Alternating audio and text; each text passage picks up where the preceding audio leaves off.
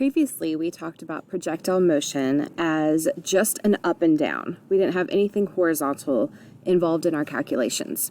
And that kept everything real simple. But now it's about to get complicated. Now we're going to be looking at objects that have both a horizontal and a vertical motion at the same time. So buckle your seatbelts, it's about to get interesting. So we're going to start with things that are just being launched horizontally and how they are affected as they fall. When we do that, you notice that the picture that's created down here, we have this curve, almost like a half of a parabola. And working with parabolas is cool if you've got the calculus needed to do it, but we don't yet. So let's keep things real simple.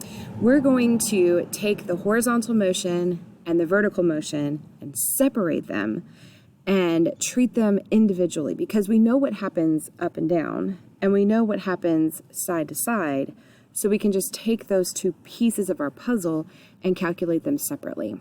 Now, horizontally, an object will behave just like if it were rolling across the ground or going around a track.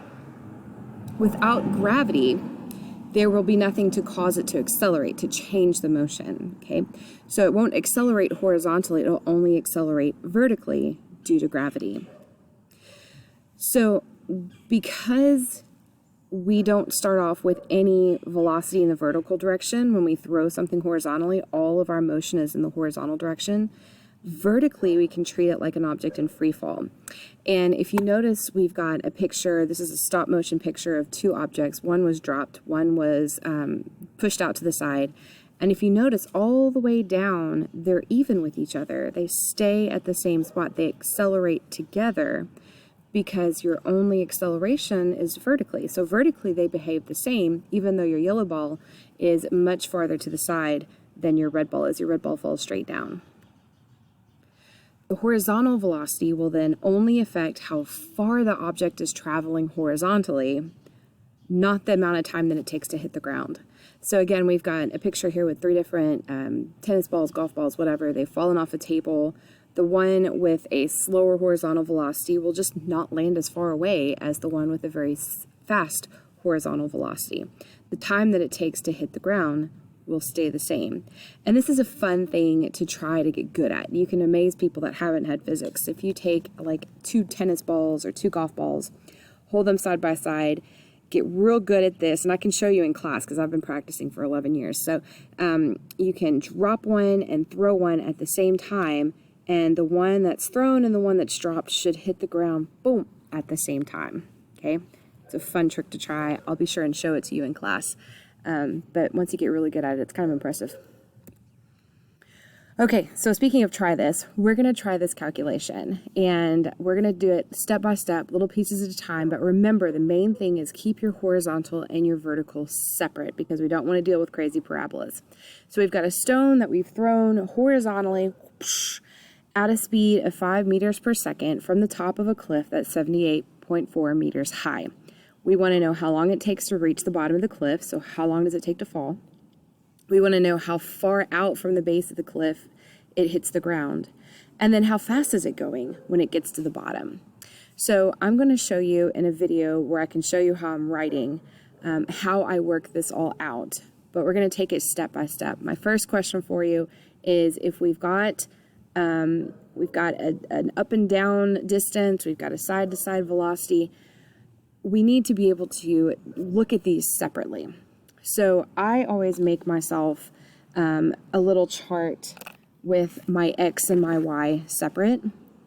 So there's my X and my Y. I've got my distance and my time and my acceleration and my velocity initial, velocity final. And I kind of make myself a little chart of what is happening in the X direction and what's happening in that Y direction. That way I won't mix them up. So for the time it takes to hit the ground, if we were just working with horizontal motion, it wouldn't hit the ground, right? The thing that causes it to hit the ground is gravity. So we're going to be working with things in the Y direction. We'll work with the distance, the acceleration, of course, and the time. So which formula is going to use distance, acceleration, and time and help us find how long it's going to take to hit the bottom? All right, so now that we found our formula that we need to use, which is the d equals di plus vit plus 1/2 at squared, that vi, that initial velocity, in the vertical direction is 0, because vertically, I keep doing that. Vertically, it's not moving until it begins to fall. Don't put that 5 meters per second in your vi, because we're not working with horizontal motion right now. Use the 5 meters per second later when we're dealing with horizontal. Right now, that vi in that equation is that 0, because vertically it hasn't started falling until we let go of the rock. Okay, we're only giving it horizontal motion. So now that you know that, try solving it and see what you get. All right, our next part is how far from the base of the cliff does the stone hit the ground? Now we're dealing with horizontal motion. So for this, the big thing we've got is the initial velocity horizontally. Horizontally, though, that should also be our final velocity. That is the velocity, because it's not going to accelerate horizontally, only vertically. So we've got velocity, we want distance. What else do we have? What did we just find in part A? The time. Now the time it takes to hit the ground is also going to be the time that it's traveling horizontally. It's the same time. Time is one of those scalar measurements. It doesn't have a direction. It can go either way, horizontal or vertical. The time you're in the air is just the time you're in the air, no matter which direction you're moving. So we've got our time from part A. We want distance. We've got velocity. Which formula do we use? All right, so now that you've got your formula, solve it. Okay, and for this last part, we know that our rock is picking up speed as it falls. It's accelerating at 9.8 meters per second squared.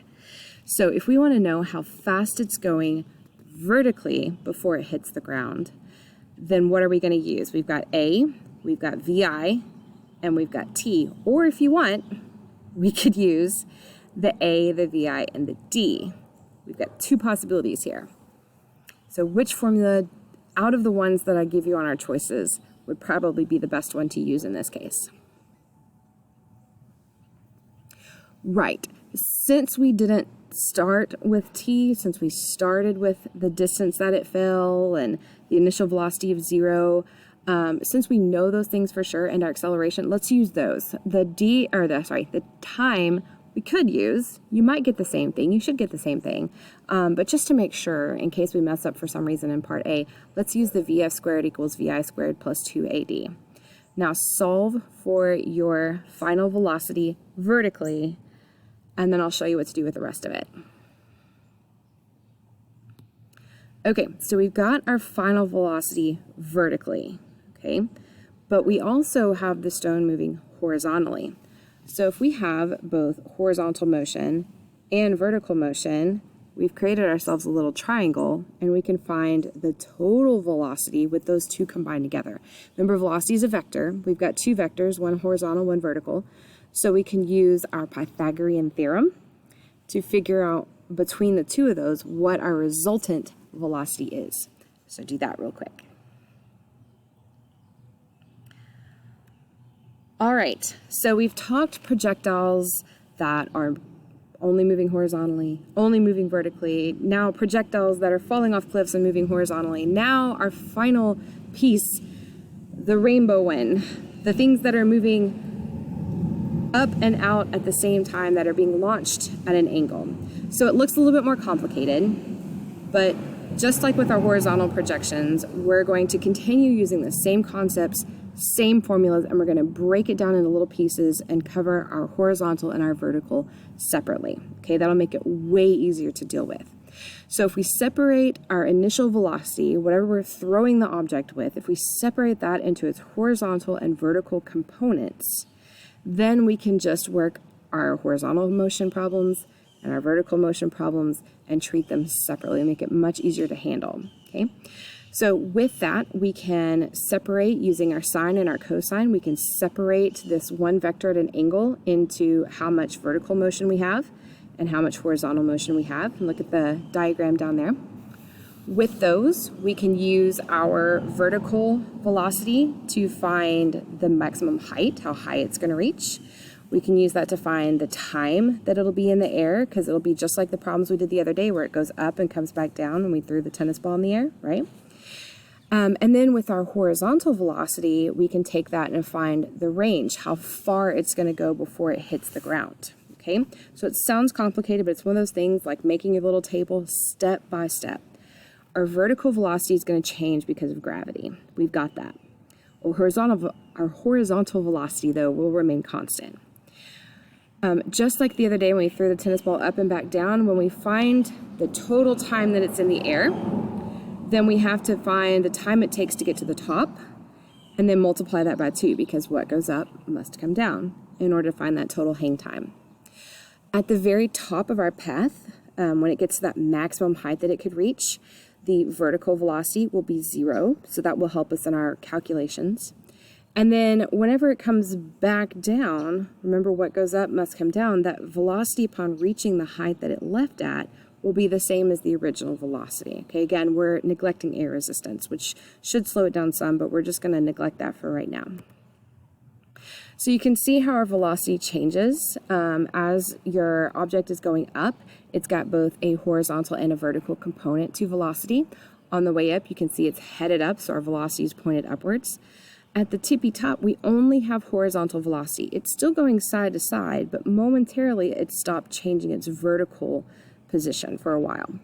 Then on the way back down, it switches. We've still got that same horizontal velocity, but our vertical velocity is now headed down. Okay, so we're going to try this one. We've got a discus released at an angle of 40 degrees with a velocity of 24. How long does it stay in the air? And how far does it go down the field? So first thing you want to do is break it down into its horizontal and vertical components. So use your sine and cosine of 40 equals your opposite or your adjacent, whatever we're working with, over 24, and break that down into how much vertical velocity we have and how much horizontal velocity we have. Okay. Once you've done that, then we can use our vertical velocity to find the time that it's in the air. Okay, so take a moment, use your formulas. I'm going to give you a little bit more leeway this time. Go for it. Use your formulas. Find how long is it in the air, and don't forget to multiply that by 2, because what goes up must come down. Okay, now use your horizontal velocity that we found and the time that you just found a second ago, and find how far it goes down the field before it hits the ground. All right, so you're doing good. We will definitely take our time and practice on these. I'll make a couple of videos where I work the problems out for you. We're going to do a little bit of lab. We'll do some videos on this, and I will make sure that we've got that. But definitely keep it as simple as possible. Separate those components out, your horizontal and your vertical. It'll make it a lot easier to deal with individually than trying to do crazy parabola calculations, okay? If you have any questions, please contact me, and I will do my best to help walk you through it.